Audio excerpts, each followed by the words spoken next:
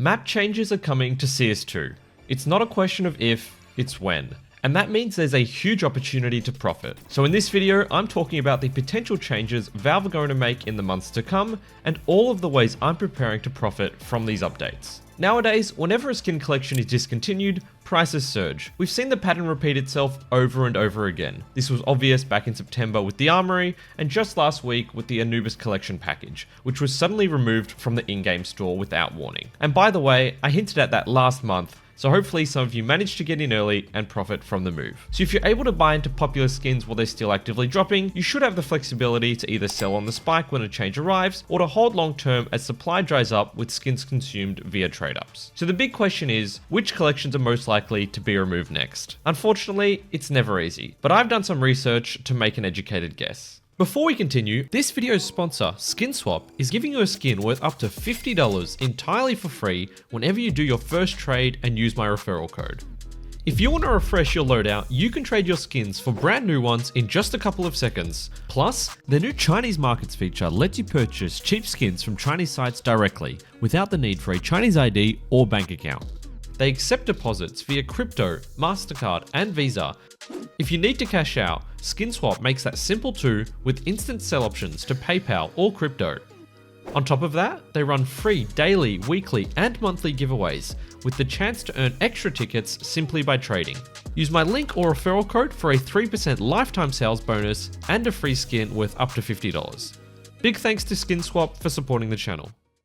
Firstly, I went on HLTV to look at the map distribution in professional play throughout 2025. And keeping in mind that both Overpass and Train were only added back to the active pool this year, Inferno was clearly the least played map. Given Dust 2 was only reintroduced to the active pool in 2024, I think it leaves us with 4 contenders to be removed this time around: Inferno, Nuke, Mirage, and Ancient. Now here's where things get interesting. In their recent announcement, Valve said they were looking for weapon finishers inspired by 2 themes: Arabesque art / Arabian mythology, and spy / tech. Naturally, everyone's hoping for Cache or Cobblestone, but if we think logically, the recent removal of the Anubis package suggests Valve may want to reintroduce Anubis first with a brand new collection based on Arabian mythology. As for Cache, Valve purchasing the map from FM Pwn made it pretty clear they want full control over it. That likely means significant updates, both visually and potentially gameplay wise, which could delay its release longer than people expect. At the same time, Cobblestone leaks have been floating around for years at this point, supposedly with snow textures, but honestly, neither of these themes really fits Cobble all that well. Instead, I think the tech theme could be a perfect replacement for Nuke's current skin collection, which is seriously behind the times, dating back to 2018. Compared to even the 2021 era releases for the other maps, it's severely outdated with a pretty weak skin lineup. A spy and tech theme could definitely suit Nuke in my eyes, so if Nuke is staying and Ancient and Mirage are currently the 2 most played maps, I can definitely see Inferno being replaced. That said, it's not impossible for Mirage or Ancient to go. Mirage has been in the pool for over a decade and Ancient since 2021. I just think it's less likely this time around. Of course, everything I'm saying is pure speculation, and Valve sometimes makes unexpected decisions. So how can we make money if one of these 3 maps is removed? Personally, I'm going to be buying some factory new skins from each of their existing collections. Even though I believe that Inferno is the most likely to go, it does have a few issues. It doesn't have many great skins. They've actually been in the skin drop pool for years, meaning you can get them from your weekly care package and increase overall supply. Plus, they're featured in a ton of souvenir packages. Nevertheless, there's a couple of skins in here that I think could do well if removed. On the cheaper end, we have the M4A4 converter, which people love to use for a budget Howcraft. There's the P250 Vino Primo, which I actually rock myself and I think looks incredible for purple loadouts, and the MP7 Fade. Finally, the SG Integral is one of the most iconic skins for this gun with its bold colors. It's definitely seen an increase in price already, and it's not on an ideal weapon like an AWP or M4,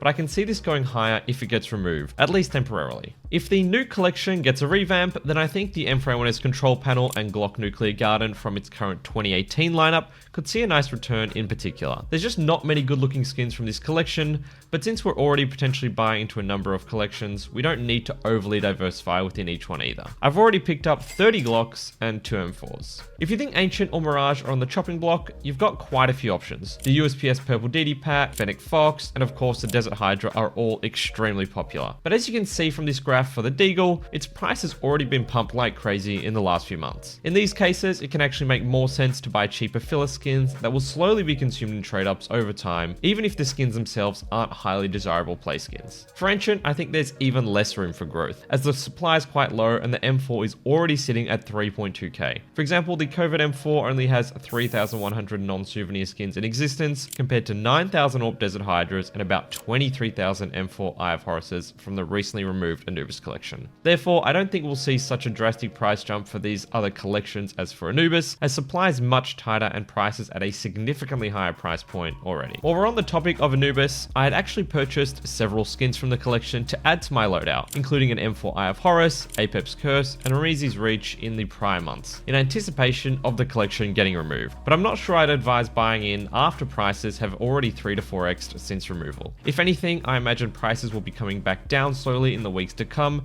until we reach a new normal, kind of like what we saw with the graphic design collection. Really, with collection changes, you've got to make your move before any update happens, as the marketplaces get cleared of reasonably priced skins within hours or sometimes even minutes. That's why getting in early on the collections I've mentioned today could work out great. Of course, some people suggest buying into the old Cache and Cobblestone collections ahead of the maps returning, and while I would generally agree, I just took a look at the price chart for the Galil Cerberus and decided I'll pass. For Cobble, it's a bit of a different situation, because it's tied to the Dragon Lore. Prices there stay high due to constant trade-up demand. There might be some upside in lower rarities, but I'd rather put my money elsewhere. While you can of course buy the souvenir versions of all of these skins, they usually don't see as much upside, as they have zero trade-up utility, and can be harder to properly price and potentially sell, as these specific stickers and their placement can greatly vary. Therefore, I tend to stay away from souvenir skins. I imagine that Valve will also introduce these new collections to the Armory, just like they did with Train's reintroduction to the map pool. That likely means some of the existing collections there will be rotated out at the same time. Since Train was only added 9 months ago, I imagine it will be either the Overpass 2024 or Sport and Field collection, or both, that get removed to make way for the 2 new collections, as they've been featured in the Armory since its release in October 2024. Because of this, I definitely see potential for both of these collections to perform well in the months to come, specifically the Sport and Field, as it doesn't have a corresponding souvenir package increasing supply and has the extremely popular M4 Fade. I've already bought a number of Rainbow Spoons, Crimson Foil UMPs, and have a 99.9% Fade M4 in my loadout. I also have several hundred mil-specs and industrials in various wares, as condition doesn't matter as much in this collection given the Fade is float capped. So to conclude, if I had to make a prediction, I'd say Inferno is getting rotated out for an Anubis return, and Nuke is getting a new collection as well. Therefore, buying into both Inferno and Nuke sounds reasonable. They have fairly cheap entry points and room for growth. I'd be prioritizing factory new skins where possible, as they tend to see the largest gains due to limited supply and higher demand. On the other hand, the Mirage and Ancient collections are already significantly more expensive, although they are home to some extremely popular skins. So if you have a budget, it wouldn't be a bad idea to expose yourself to those collections. For now, I'll be staying away from Cache and Cobblestone. Given the new collections will likely be added to the Armory, I can also see huge upside in the Overpass and Sport and Field skins if they are removed at the same time. If you want to hear about my top 5 undervalued investments for the month, be sure to check out this video next. Thanks so much for watching, and take care of yourselves.